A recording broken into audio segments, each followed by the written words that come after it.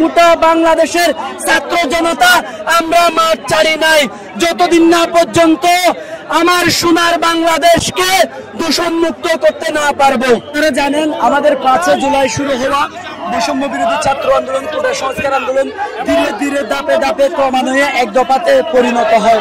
আমরা আলহামদুলিল্লাহ 5 আগস্ট এটি সফলতার মধ্যে কি স্বৈরাচারের একটি কেলেঙ্কারি সরকারকে আমরা পতনের মাধ্যমে আমাদের বিজয় সুনিশ্চিত হয়। এখন তারা বিদেশে বসে এই আওয়ামী সরকার, ফ্যাসিবাদী সরকার বিদেশে বসে আমার সোনার বাংলাদেশকে একটি কেলেঙ্কারিতে পরিণত করার জন্য তারা চাল চালছে বিদেশে বসে। কিন্তু আমরা আমাদের আজকের আন্দোলনের, আজকের সমাবেশের মধ্য দিয়ে আমরা এটা সুস্পষ্টভাবে জানিয়ে দিতে চাই, আমরা ছাত্র জনতা এখনো মাঠ ছাড়ি নাই।